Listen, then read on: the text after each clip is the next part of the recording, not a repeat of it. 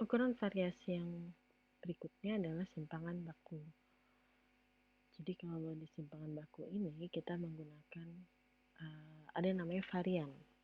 Ya, jadi sebelum kita menghitung simpangan baku, kita harus hitung dulu variannya. Nah, untuk menghitung varian ini sendiri, kita juga tetap memerlukan rata-ratanya atau minnya atau X-barnya. Karena tadi kan ukuran variasi itu adalah kita ingin mengetahui seberapa besar penyebaran datanya atau seberapa besar uh, perbedaan data, nilai-nilai dari data yang ada terhadap nilai pusatnya. Nah, untuk data yang belum berkelompok atau data yang tidak terkelompok, kita bisa menghitung variannya dengan rumus ini, 1 per N dikali sigma XI dikurangi X bar dikuadratkan. Kemudian untuk simpangan bakunya sendiri atau S, itu kita bisa dapat dari akar dari varian. Di akar dari 1 per N sigma buka kurung XI dikurangi X bar kuadrat. Nah, simpangan baku ini juga nanti akan menjadi dasar untuk kita memahami tentang materi uji hipotesis yang ada di pertemuan setelah UTS. Contohnya seperti ini, masih dengan data yang sama. Kita cari X-barnya dulu, setelah itu kita cari variannya. Nah, setelah dapat X-bar, kita cari variannya. 1 per 5. 5 ini dapat dari jumlah datanya. 6000 ini dapat dari jumlah masing-masing data dikurangin dengan X-barnya dikuadratkan. Kemudian sama dengan 1200. Lalu simpangan bakunya adalah S sama dengan akar dari variannya. Nah, ini adalah menghitung simpangan baku untuk data yang belum berkelompok. Dan untuk data yang sudah terkelompok, menghitung simpangan bakunya, kita sama dengan simpangan rata-rata tadi, kita pakai mediannya. Sama, kita harus cari X-barnya dulu. Ya, tadi kita sudah dapat mediannya, M kali F. Kita dapat X-barnya. Sekarang kita cari variannya, yaitu M dikurangi X-bar. Kalau tadi hanya M dikurangi X-bar, sekarang harus dikuadratkan. Ya, jadi ini dikurangi X-bar, lalu dikuadratkan hasilnya. Kita kalikan dengan frekuensinya. Nah, kita dapat variannya sebesar ini, 1 per 14 dari sini, 53357,71 dapat dari sini totalnya. Hasilnya adalah 381,12. S-nya atau simpangan bakunya adalah 19,52.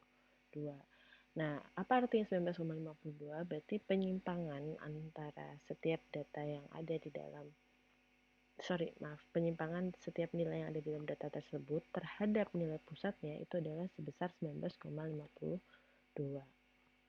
Jadi penyimpangan data yang menyimpang ukurannya sebanyak 19,52. Data untuk apa kita tahu seberapa menyimpangnya, seberapa besar penyimpangannya? Untuk kita tahu sebenarnya data yang kita gunakan ini itu termasuk data yang seperti apa? Apakah data yang homogen atau yang heterogen? Jadi jika nilai simpangan semakin kecil nilai simpangan bakunya, itu biasanya datanya akan semakin homogen atau sama. Ya. Nah, berikutnya ada namanya koefisien variasi. Jadi koefisien variasi ini digunakan untuk membandingkan beberapa kumpulan data yang ada. Jadi kalau kita punya misalkan kita punya 2 kumpulan data, masing-masing kumpulan data itu akan punya nilai yang berbeda-beda. Nah, untuk cari koefisien variasinya kita bisa pakai S atau simpangan baku dibagi X bar dikali 100. Nah, jika misalkan ada 2 kelompok data, masing-masing kelompok data ini bisa kita cari V-nya dengan mencari simpangan baku dan X bar masing-masing dari kumpulan data tersebut atau kelompok data tersebut. Anggaplah kita punya V1 ada koefisien variasi untuk kelompok data 1 dan V2 koefisien variasi untuk kelompok data 2, di mana V1 ini lebih dari V2 atau V1 itu nilai koefisien kelompok pertama koefisien variasi yang lebih besar daripada kelompok kedua. Maka kelompok pertama ini akan lebih bervariasi, dianggap lebih bervariasi atau lebih heterogen dibanding kelompok kedua. Apa maksudnya lebih heterogen? Berarti data yang nilai-nilai ada di dalam kelompok data tersebut itu lebih bervariasi, lebih bermacam-macam nilai datanya. Nah, tadi seperti saya singgung sebelumnya, untuk apa kita mengetahui penyimpangan datanya? Untuk kita mengetahui kelompok data ini termasuk data yang homogen atau yang heterogen.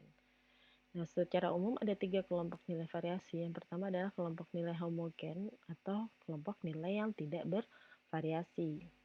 Ya, contohnya data seperti ini.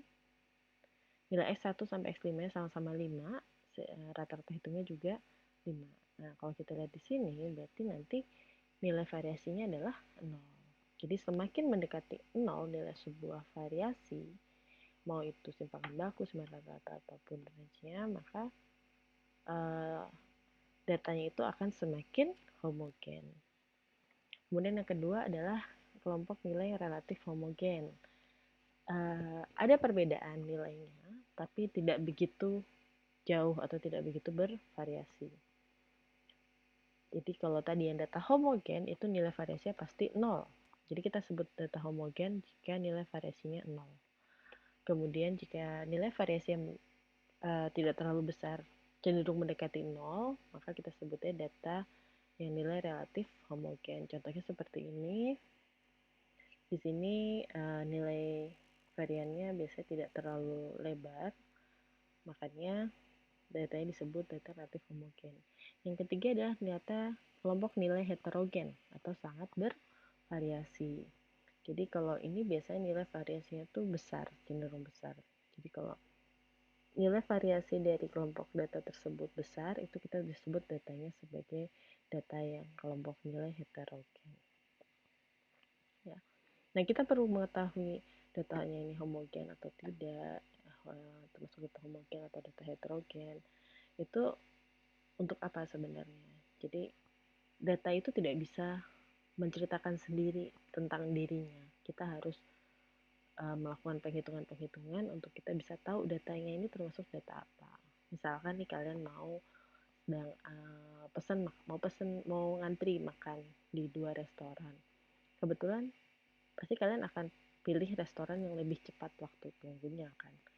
Nah, kebetulan waktu tunggu dari kedua restoran ini hampir sama. Jadi misalkan sama-sama mendekati 10 menit.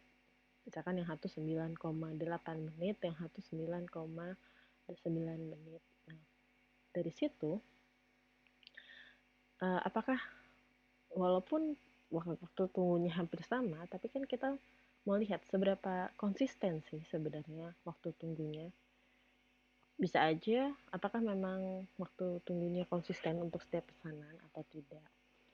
Nah, kalau datanya misalkan ternyata waktu tunggunya tidak konsisten, berarti misalkan pesanan pertama waktu tunggunya bisa lama, pesanan keduanya waktu tunggunya sebentar, nanti ketiga bisa lama lagi, keempatnya lama, kelimanya sebentar, keenamnya sebentar. Berarti itu datanya termasuk data yang heterogen atau yang sangat bervariasi. Tapi kalau misalkan ternyata dari pesanan pertama sampai ke 6 itu waktu tunggunya hampir sama kok, sama-sama 5 menit semua misalkan seperti ini. Berarti data tersebut termasuk data yang homogen. Nah, dari situ kalian bisa mengetahui kan, ternyata mana menurut kalian yang mau kalian pilih restorannya. Kalian lebih pilih yang waktu tunggunya lebih termasuk relatif tidak bervariasi, jadi waktu tunggunya lebih pasti, atau yang heterogen. Ya, jadi itulah kenapa kita perlu mencari ukuran variasi selain kita mencari ukuran pemusatan dan penyebaran datanya. Contohnya ini saya punya 2 buah kelompok nilai, yaitu data nilai mata kuliah statistik dan data nilai mata kuliah matematika. Masing-masing kelompok data ini punya X-bar dan simpangan bakunya.